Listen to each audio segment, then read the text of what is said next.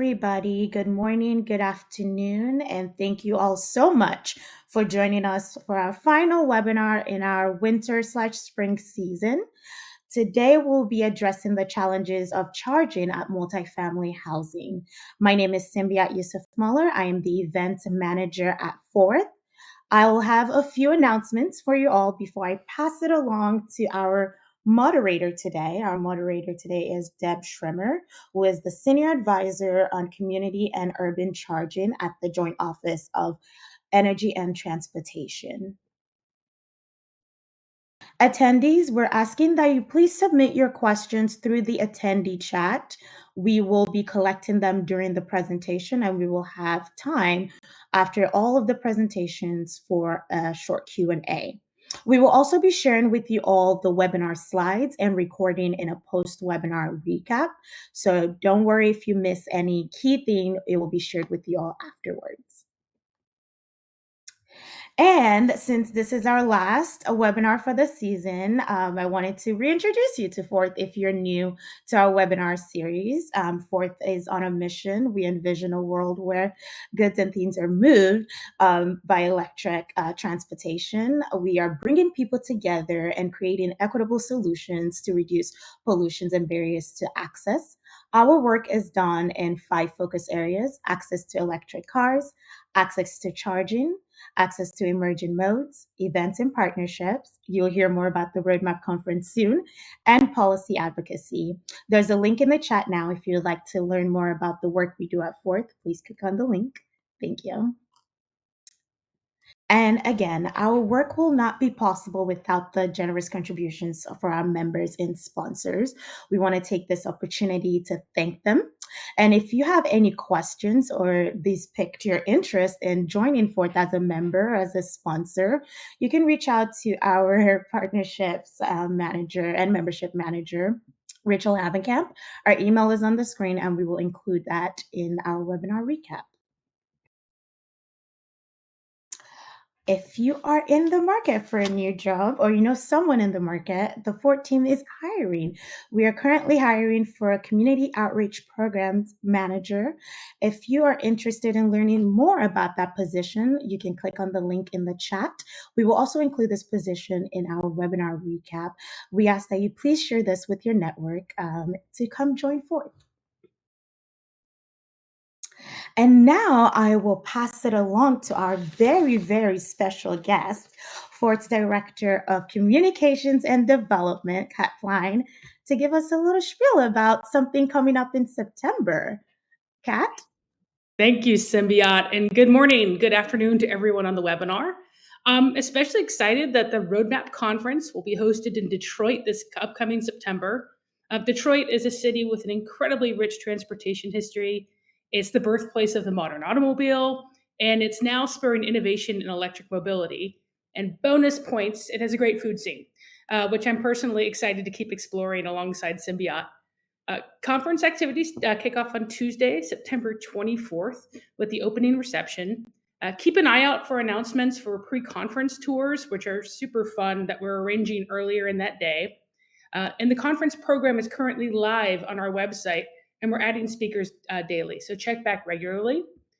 I'd like to invite everyone on this webinar to join us in Detroit and register by June 24th before the early adopter ticket rates ends and prices increase. This is the EV conference you don't want to miss because it covers the most pressing questions, challenges, and trends in electric transportation today. The conference continues to attract the entire ecosystem of electric transportation stakeholders. So that means you can connect with folks from OEMs, utilities, charging firms, government agencies, engineering and consulting firms, nonprofits, startups, and component suppliers. Everyone is here at the conference. It's focused on sharing learnings, best practices, and sharing solutions to challenges, which makes it an essential event for everyone engaging in electric mobility. One of the things I'm most looking forward to on the Roadmap program is a continuation of what we're going to be talking about this morning. There will be an immersive in-person panel on multifamily housing charging. So join us in Detroit to continue the conversation. And if you haven't attended in the past but want to get an idea of who else will be there, there should be a link popping up in the chat right about now. with a list of our 2023 attendees. So don't miss out on connecting with folks shaping the future of electric transportation. We'll see you in Detroit this September. Thanks, Cindy. Thank you, Kat. Hope that we got some registrants through that. If you're interested in sponsoring as well, you'll find a link on the sponsorship information. This is a great place to be in front of everyone in the ecosystem doing the work, bringing affordable transportation to communities nationwide and worldwide. And I won't keep you all from the content any longer. I am going to pass it along to our moderator to introduce our speakers and get us into the content today. Debs? Thanks so much, and hi everyone. I'm really excited to be here with you today. My name is Debs Schrimmer, and I'm a senior advisor for urban and community charging with the U.S. Joint Office of Energy and Transportation. At the Joint Office, we are helping implement the President's ambitious transportation and climate goals, which include building a national network of 500,000 public EV charging stations and having national greenhouse gas emissions by 2030. And as the Joint Office continues to advance the nation's transition to clean transportation, we are very committed to addressing major barriers and ensuring equitable access to charging. Our vision for this electrification transition is to really make it possible for everyone to ride and drive electric, whether you live in an older single family home or a rental property or a multi-unit dwelling like an apartment complex or a condominium.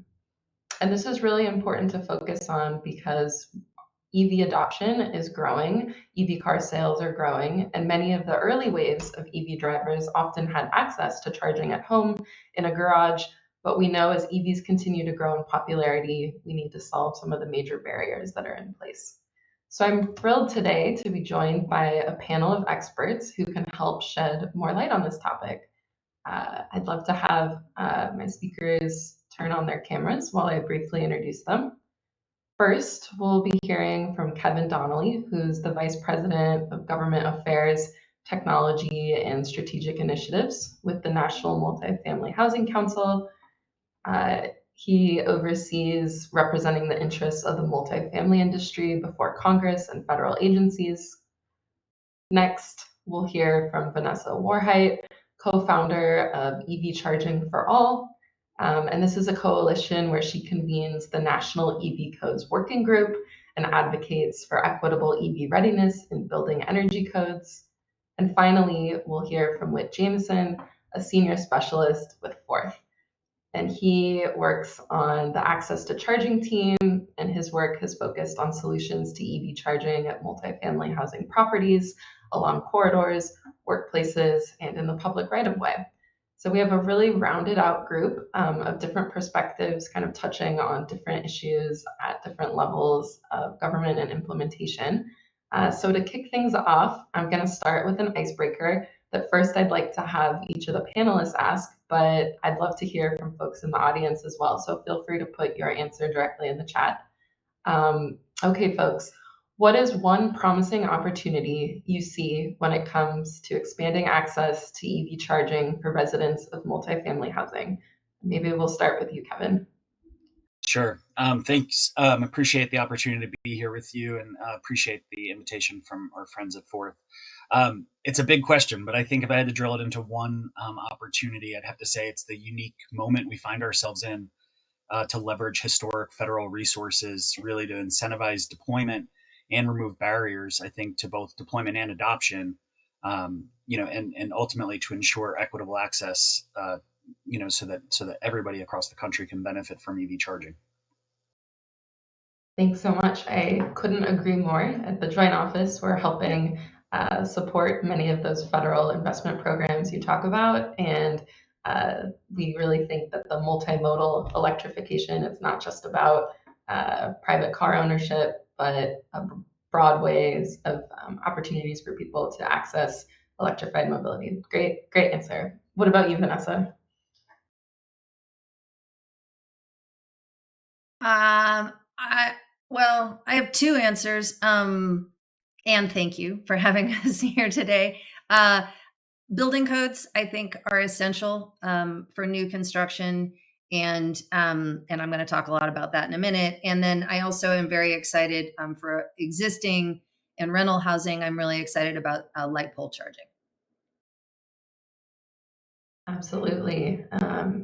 I just returned actually from a trip across Europe and saw in London and Paris and Amsterdam light pole charging and other street infrastructure is really common there and is a really exciting, promising low-cost way to deploy charging. So great answer, and excited to hear more about your work with building codes later. What about you, Whit? Yeah, great to be here. Always fun to be on these webinars, and happy to have all of you wonderful folks alongside.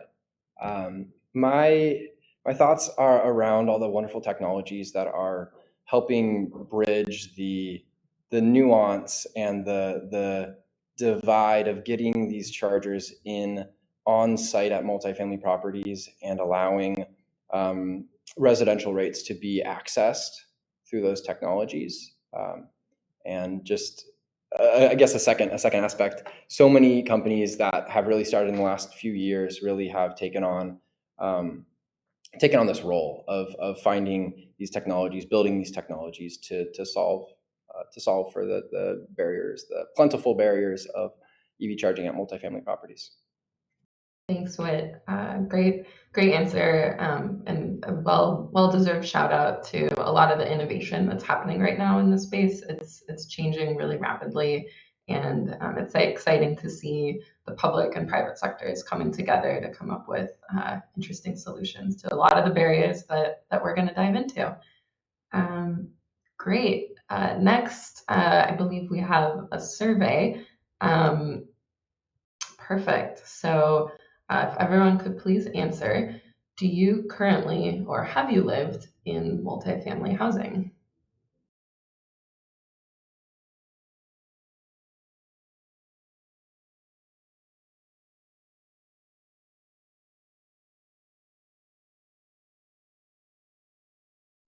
Looks like the polling is in process, with a lot of responses coming in.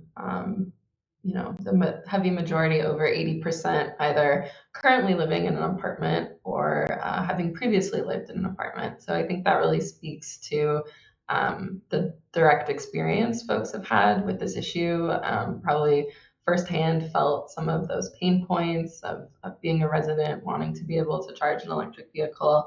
So glad you're all here today to learn more and ask some questions. Our next question in the survey is, if you drive an electric vehicle, where do you charge most often?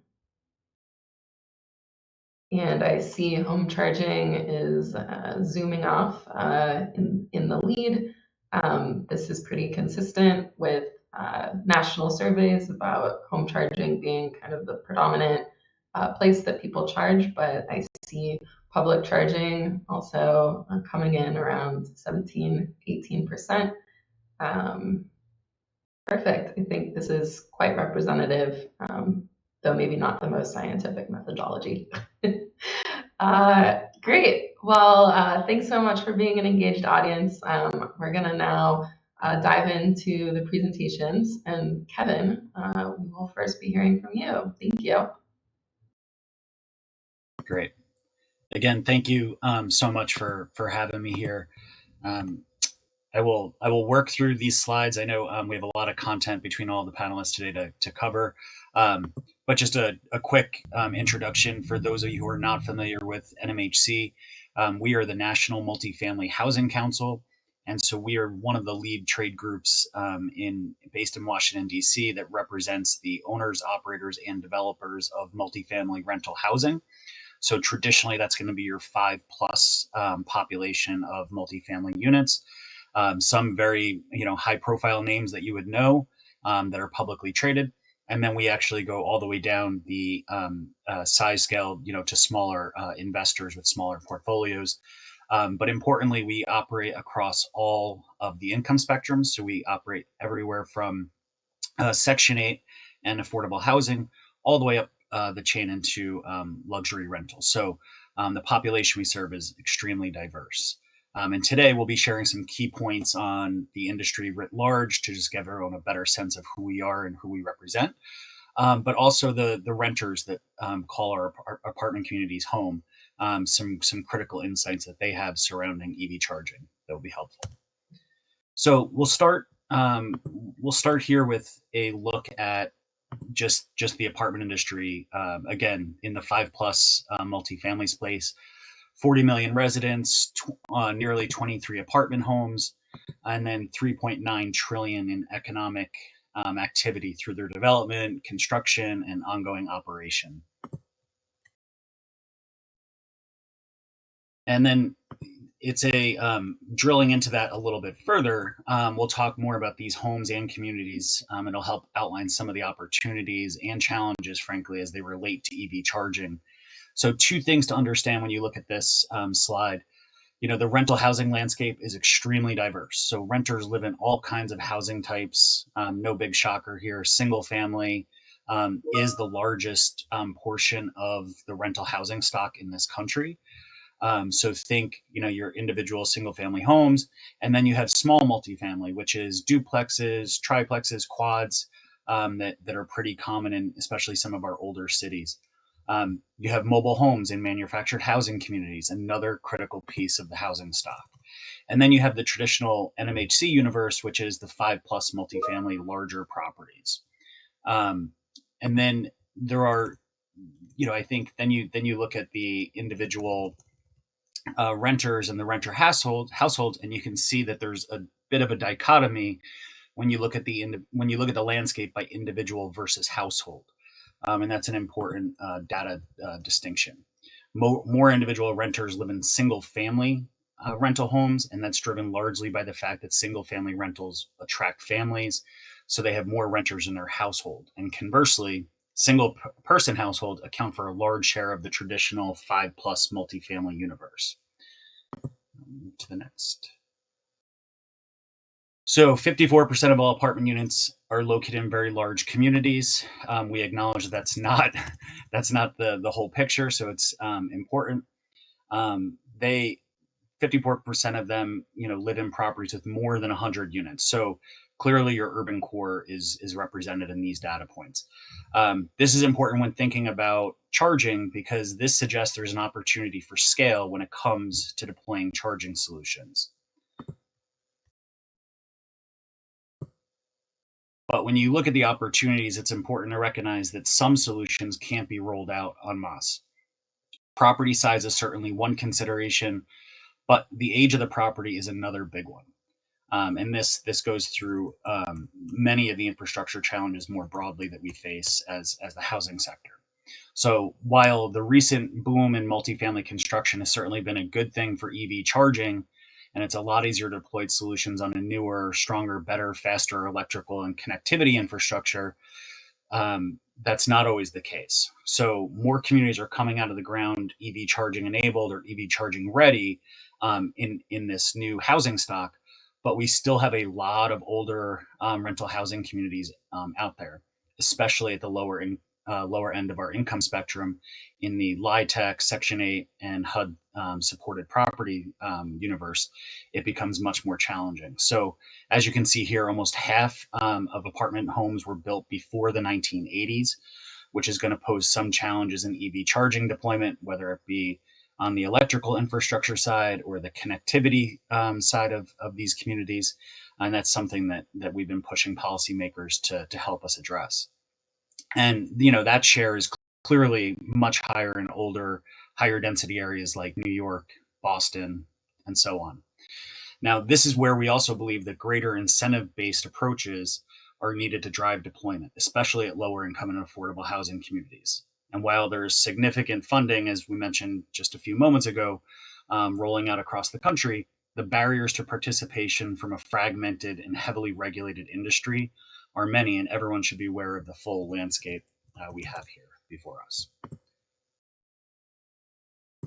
So we talked a bit about the potential supply side of EV charging deployment. So let's talk a little bit more about renter demand And here's the breakdown of vehicle ownership for renters versus all households. And so I know that there's different data sets and we all look at these differently. The important thing here is that we're looking at a NMHC survey. It's a very large universe of renters across the country, up and down the income spectrum. And so this is a breakdown and of particular note in the apartment household world. The data is pretty telling. So renter households are way more likely to have one vehicle. In fact, more than half of them only have one car, and roughly a quarter of them don't have a car at all. So you can see why developers and operators are a little scared about investing so significantly from a financial standpoint when vehicle ownership is much more limited for renters to start with. And that said, having lower vehicle ownership levels, we do find that vehicle-related amenities and parking solutions in particular are massively important to renters.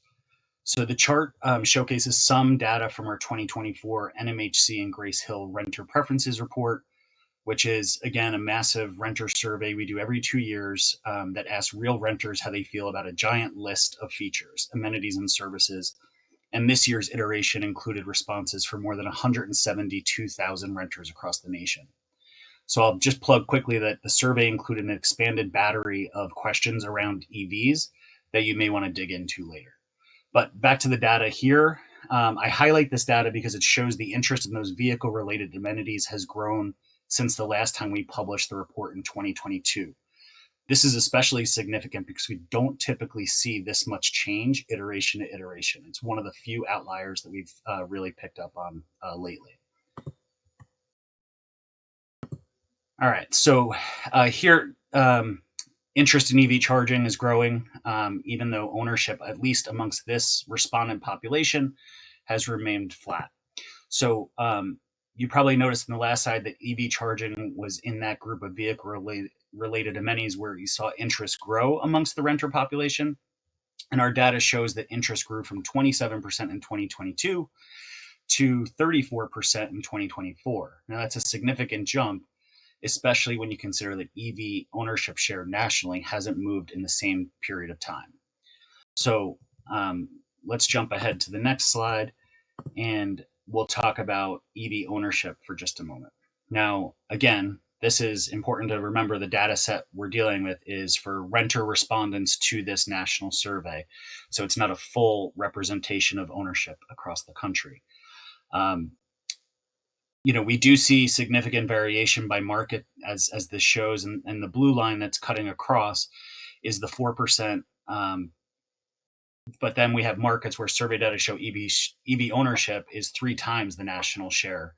And I'm sure you won't be surprised to learn that California and some of the West Coast markets have these higher rates. But this gives you a little sampling of how we can do market comparisons using the renter preferences survey. And, so that's a snapshot of where we are today, but we also want to talk about tomorrow and where we're going. So new to the renter survey this year was a question on intent to purchase. And this chart shows a very interesting dichotomy. For those who already owned an EV or hybrid plug-in, 2/3 said they expected or absolutely expected that their next vehicle would be an EV or hybrid plug-in. But for those who weren't already in the club, the majority, 55%, didn't expect that they would purchase an EV or plug-in hybrid. So what does this mean? Well, it means that if you're a property owner or operator like NMHC's membership and have a whole bunch of early adopters in your market, not only are they not going away, but they are likely to be more prevalent on your properties. And conversely, if you don't see many now, which is something we hear about quite a bit from property owners across the country, it's likely going to be a slower adoption rate going forward, unless, of course, there's some sort of incentive or innovation that really gooses demand that doesn't exist today. And so much of that is tied to the national conversation, and one of the reasons why we partner with Forth to elevate this. Next one. Okay. Let's focus for a second on those renters who already have an EV or hybrid plug-in. We asked them if they were satisfied with their current charging setup on the property. And a little more than a quarter said they were satisfied. Another 18% said they were somewhat satisfied, and another 21% said they were not satisfied. And then about a third said they had no charging on site. So what that means is that more than half of those respondents who had EVs were either having some kind of problem or not being serviced at all. And that's a powerful point we can't forget. Right. And then when we want to talk about the dissatisfaction, or drill into what problems are renters having in the EV charging space, this chart shows the multitude of reasons why a renter with an EV was not satisfied by their charging setup. So note, though, that respondents could choose more than one option, so those percentages add up to more than 100. But the takeaway here is that for as much time as we spend debating the right type of charger and the interface, the biggest problems are capacity and human behavior.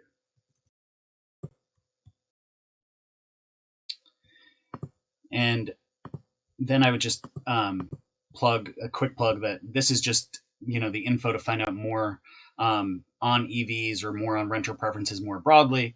And again, it has a whole battery on EVs and includes national data as well as full cuts for the 77 different metro markets that we were able to survey.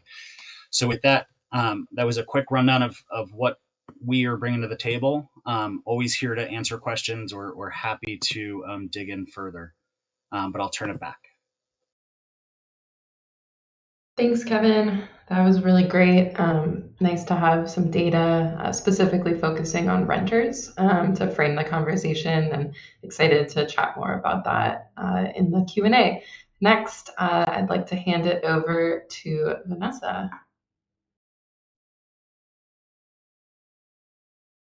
Thank you so much. You can go to the next slide.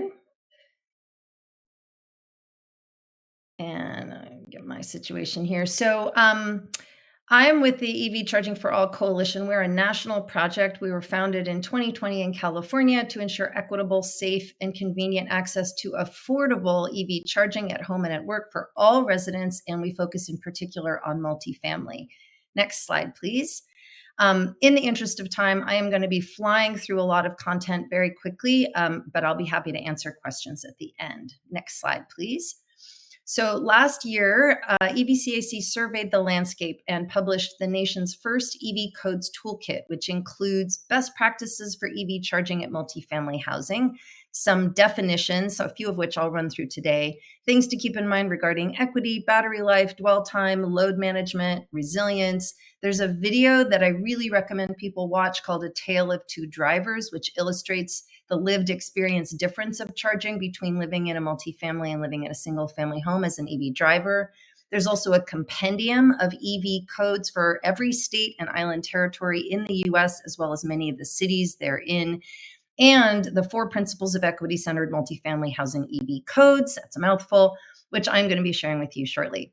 And that is available for free. I encourage you to take a look. Next slide, please. So as our poll has just shown, and as the other more scientific polls have shown, there really is no place like home when it comes to EV charging. The vast majority of EV charging does happen at home, where it is most convenient and most reliable and safest and least expensive. It is also generally better on the grid because it's at lower power. The next most common place to charge is at work, and that is especially true for lower wage workers who need to be on site, and many of whom live in older multifamily housing that lacks charging. So we really need building codes to require charging be installed in all new housing and workplaces with parking, and in existing buildings when significant retrofits are being done. If we can do that, we are going to vastly increase EV accessibility and decrease the cost of the charging for 2 reasons. Next slide, please. Reason number 1, in the US, we build approximately 1.5 million new housing starts every year, and a third of those are multifamily, and virtually all of this housing has parking. With EV building codes in place, we could be creating 1.5 million new charging ports every year just by addressing new construction. And I like to say the world doesn't need more parking, but if we're going to build it, we need to electrify it when we do.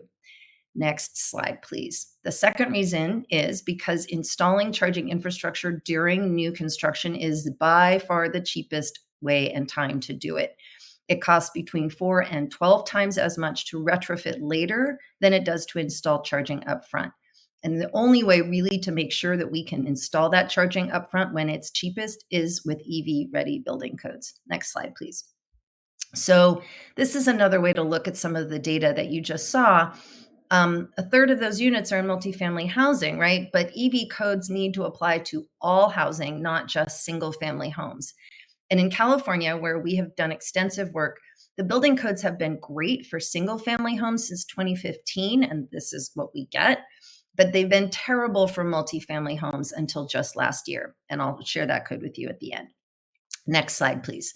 This hits low-income communities and communities of color in particular because they are more likely to live in multifamily housing. Next slide, please. So before I show you the codes, I just want to make sure that everybody's on the same page with definitions. Next slide. Make ready should not be confused with EV ready. That's the first thing I want everyone. If you don't take anything else away, please take this away. Make ready is a broad term. It refers to just infrastructure in general, panel capacity, breaker conduit wiring, and or a junction box that precedes and supports future installation of either a charging receptacle outlet or EVSE. Next slide. Different states, unfortunately, still have differing definitions for charging readiness. So to avoid confusion, these are the definitions that we use and I'm going to share with you. So EV capable is basically like make ready. It's typically defined as having panel capacity and conduit, at least through construction pinch points, so the places that you might have to trench later, for instance, all the way to the parking space. But it lacks the breaker, the wire, and the outlet or receptacle or full EV service equipment necessary for a driver to plug in and charge. It is capable of being upgraded at a later date to ready to charge status. EV capable plus is a new term. It describes an EV capable branch circuit that includes the actual circuit, includes the installed breaker and the wiring that terminates in a junction box. You still need an electrician to come out and make the charging site operational. Some existing code calls this EV ready, but we don't because it's not really ready yet. EV ready includes everything in EV capable plus, but it actually includes a way for somebody to just pull up their car and plug in, whether that's an outlet or a full-blown EVSE. And that is now what is in Title 24 Cal Green's definition. It is the sweet spot for multifamily housing. EVSE installed is all of that, but there's actually a full-blown thing that you can plug into your car. Next slide, please. The other thing it's really important to define is power delivery. Most folks on this call probably know power delivery for EV charging typically comes in 3 levels.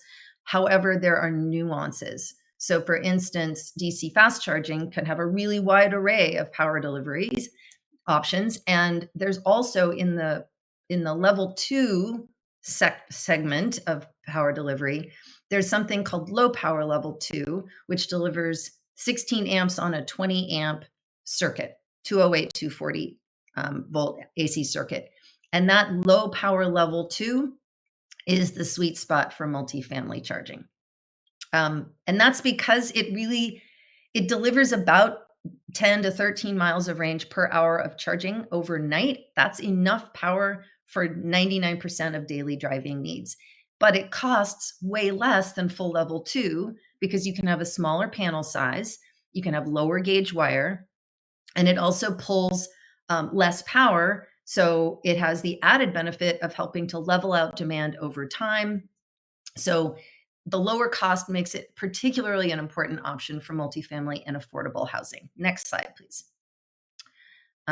Okay, so let's look now at how carefully crafted building codes can not only extend access to at-home charging for apartment and condo residents, but also ensure they get access to the lowest cost rates for that charging. That's not talked about enough. Next slide, please.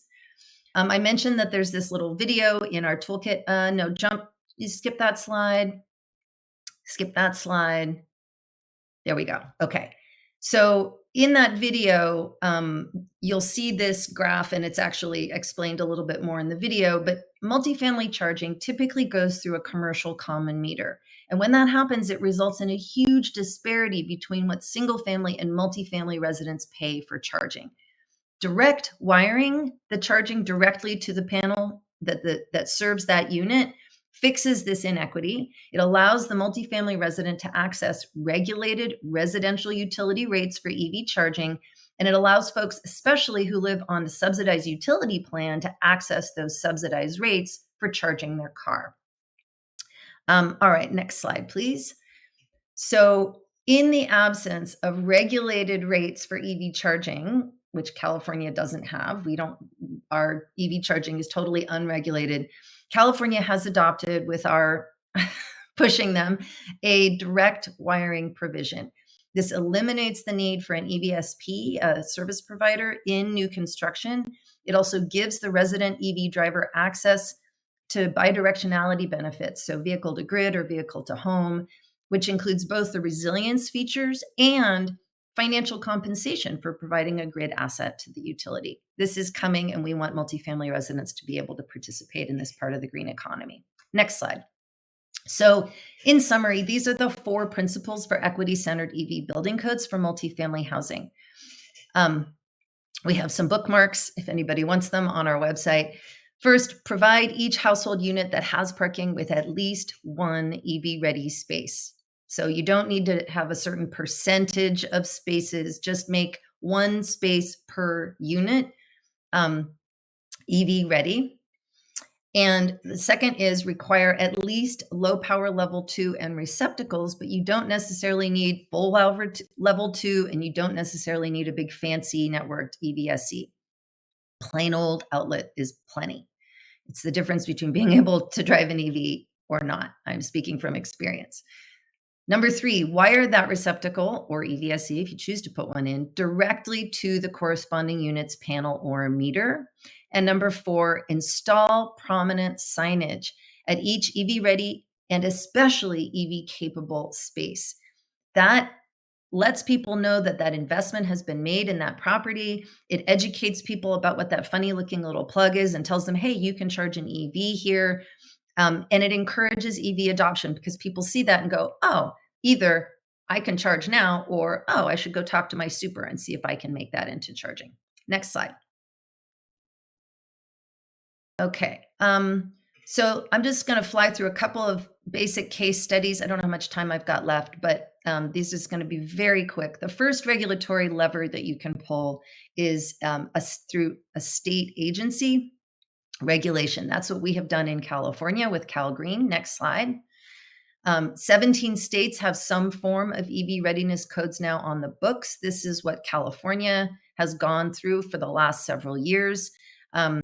You'll see that it's been very friendly to single family and not so much to multifamily. We got involved in 2020 and have been responsible for pushing them as far as they've now gone.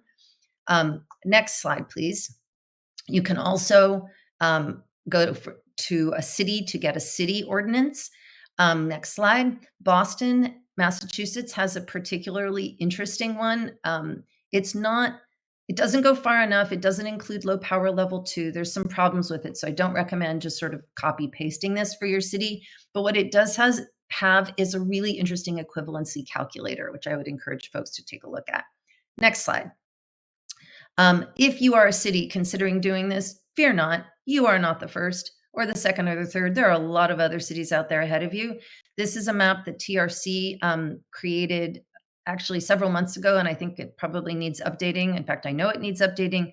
But on the left, those are states and state codes. On the right are cities just in California. There are many cities outside of California that have also done this. Orange is EV ready. Blue is EV charging installed, and gray is EV capable. These are all requirements for new construction. Next slide.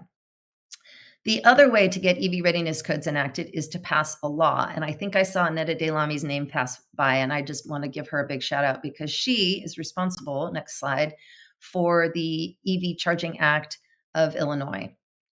It is basically requires 100% EV capable for all spaces in new construction for all kinds of housing, and a right to charge provision for folks who live in multifamily. It's not enough, but it's an incredible, incredible start.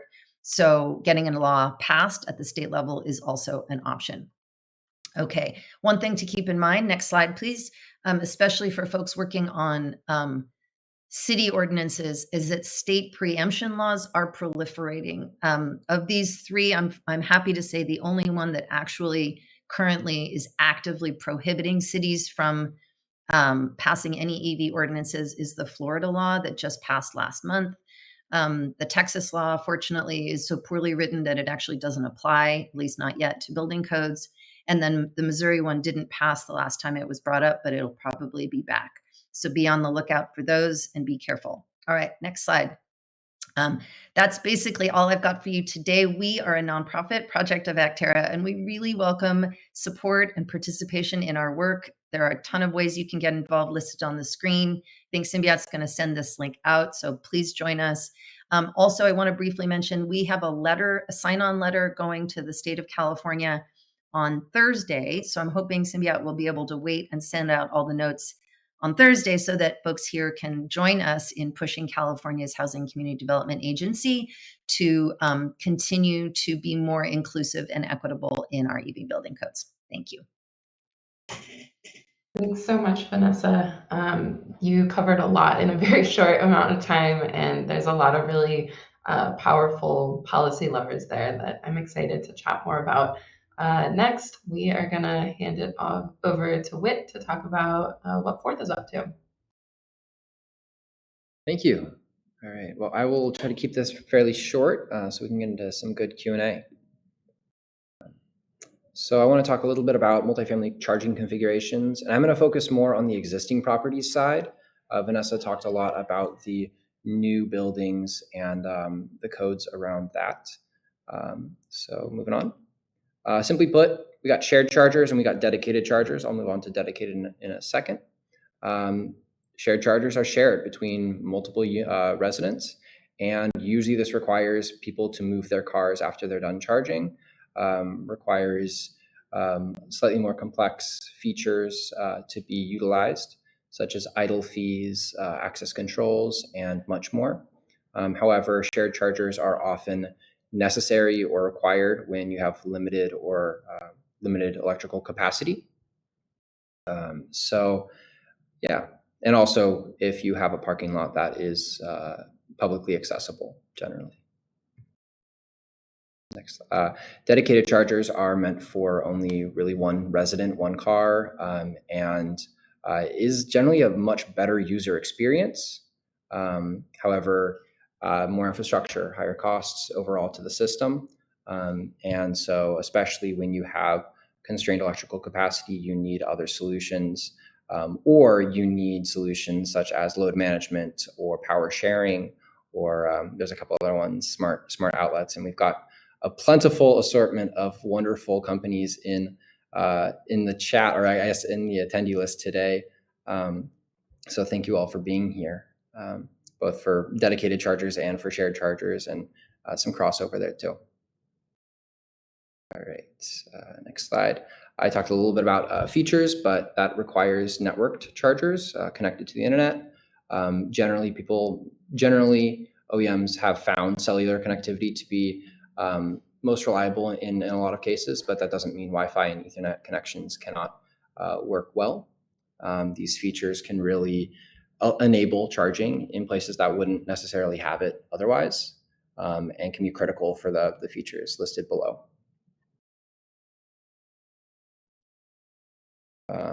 Similar to what Vanessa said in the tale of two EV drivers, there's sort of a double-edged sword with networking. It adds ongoing costs, which in some cases can be rather not very impactful, but in other cases they can have a pretty significant impact on the affordability of the end user, or I guess the affordability of the electricity to the end user. And we'll get into that in just a second. I do want to emphasize, though, that in a lot of places that frankly, are publicly accessible and people would just use If it were a non-networked solution, just a simple charger that you plug in and it just works, those chargers would be hogged. And we've seen that time and time again. Volta is a great example. I know that they've changed business models and ownership hands over the last few years, but I know we've all seen chargers that are just nonstop in use, and often it's because either low prices or no prices. And so the industry has really moved forward, I'd say, over the last 5-6 years. So moving on to the next slide. And all of this, this is just the tip of the iceberg. There's so much more here, and I would love to chat with all of you about it more, but we have limited time. Sorry. Moving to networking costs usually get passed on to end users. This is similar to that sort of energy premium or markup to recoup those costs. And middle graph right here, those costs don't have a very large burden to the wealthiest people, but for low-income folks, that is a pretty significant burden. And it might not seem like it from all the people that we work with predominantly, and a lot of the early adopters of EVs are wealthier. I believe it's significantly so, based off the last surveys that I've seen. So we need to focus on the solutions that are going to work for the people that have the least, both in wealth and income. And if we don't do that, we're going to end up with a greater disparity, both in wealth and income, but also in transportation costs. Transportation costs are the second highest cost for most families, behind rent and housing. Also funny that this is actually, I think, a non-network charger from Clipper Creek. So, all right. And this is a slide that I frankly could go on for forever about. This, different approaches are needed for different properties, and especially for existing properties, you have to look at what existing capacity there is, what the parking configuration is, whether it's secured or unsecured, what market segment, and what the residents will both demand and be willing to be okay with. Sometimes a shared approach, while it has a worse user experience because people have to move their cars, is all that the property can do. Sometimes that's pretty tricky as well, just because you don't have enough parking spots. HOAs particularly have a tricky situation where they have deeded spots usually, and there's rarely extra spots. And you have to work it out. You have to figure out what a good solution is, and I think that's all I'm going to say right for this. So we can move on to Q&A a little early. I want to talk a little bit about the fourth team and what we're working on. It's called the Expanding Access to Charging at Home project. It's a DOE project, and we're working with a variety of wonderful partners, including some that are on this webinar, NMHC, and many others that are in that are watching. We are offering technical assistance to property decision makers nationwide, and especially in disadvantaged and J40 communities. Next slide. We are developing a website coming later this year that will go into greater depth into specific market segments, property types, and situations. If you want to get more involved, contact me at whitakerj@fourthmobility.org. All right. There we go. Back over to you, Debs. Great, thank you. If I could have all the speakers turn their video back on, we're going to dive into the last remaining 10 minutes or so. Lots of Q&A from the chat, so thanks everyone. We'll dive right into it. I think first, a lot of the research presented today focused on renters and the demand for charging, but the other half of the equation is really, getting property owners, property managers interested and aware of charging. So I think, there's some debate around the role of incentive programs and how effective they've been at actually getting property managers and property owners interested in installing EV chargers. So this was a question from Mario for anyone that wants to jump in. Are carrots, like incentive programs, effective? Or what do you think will be more successful at getting charging installed at multifamily housing?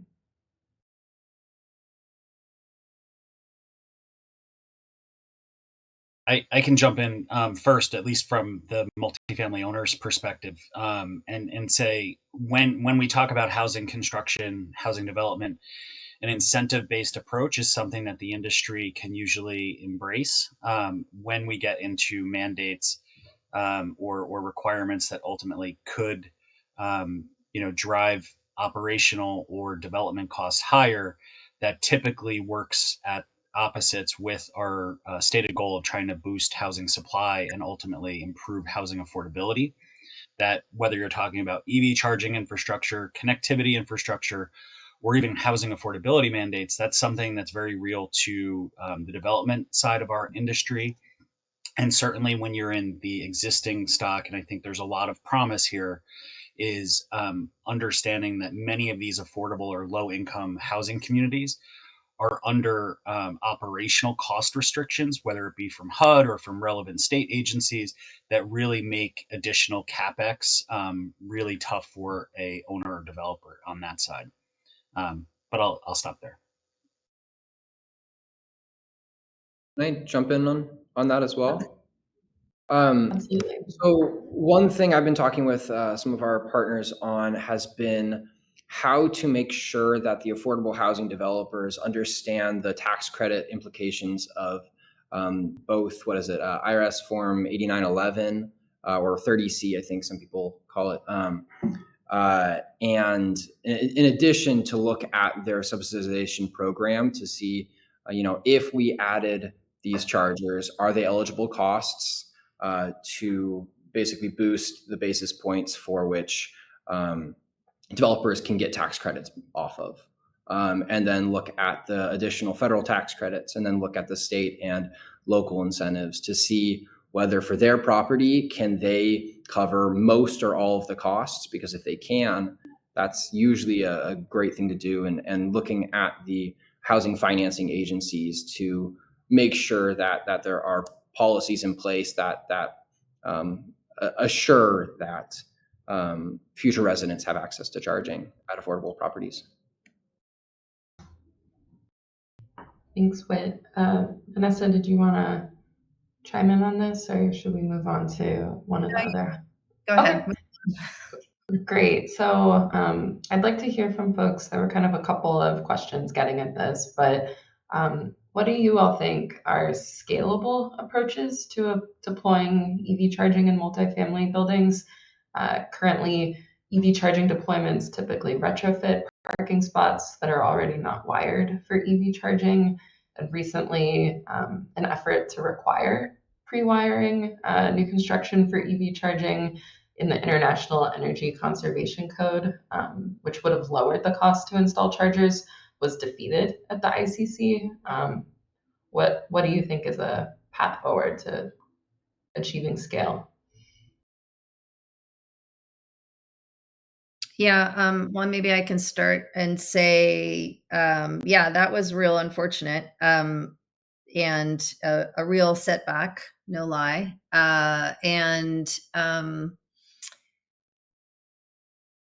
It's one of these things where when things fail at the national level, we go to the state level. However, there is also still the ASHRAE process for large high-rise multifamily and workplace charging, because that's the commercial standard. And it is my sincere hope that NMHC will be on the right side when it comes to ASHRAE. So that's one way to scale it. Another way is to be really strategic about looking at different states, different markets. Not all states are building at the same rate. Not all markets are just have the same number of cars on the road. So being smart about where we move next, I think, is going to be really important in terms of scaling. And there's a lot of work happening, and the horse has left the barn, to use a very outdated metaphor, but the EVs are coming. And I also just wanted to mention something. So I think, Kevin, your slide showed actual cars on the road when you were talking about percentages, but in those same markets, the sales rates are now reaching 50%. And EV adoption numbers have doubled every 2 years in every market in the country. So the EVs are scaling. It's really an equity issue now of how are we going to ensure that the third of us who live in multifamily actually can participate. Yeah, I tried addressing this during our slide on that point. That's a fair point. EV adoption, depending on market, you're seeing developers. I think the points today about new construction, much easier and much better to deal with infrastructure costs at the front end. We can build it into the financing stack. Those are pieces that someone else in the chat made reference to. This or they ding us that this only happens at the top of the market. Luxury housing is what's being developed. The fact is that's the only part of the market where deals pencil out, where we can get financing. So that's a bigger housing affordability and supply challenge. And we have to acknowledge that the cost of EV infrastructure, if not incentivized or subsidized through existing federal or state level grant programs, really limits the ability of developers to meet this growing need. But also, I think, to your point, Vanessa, the equity side of this conversation needs to be addressed. And if the only folks who are able to afford deployment and build it into the rents or build it into the operational cost is at the top end of the market, affordable and lower income housing will be left behind. And that, whether without subsidy, without incentive, updating, building codes is just not simply going to get us there. So when we enter into the ASHRAE conversations, NMHC will advocate to make sure that our members are able to meet the housing supply and affordability needs, and not necessarily just focus on EV charging. While we want that, and we want our members and our renters to have access to this promise, we need to keep it in perspective with all of the other operational and development costs that are coming at us.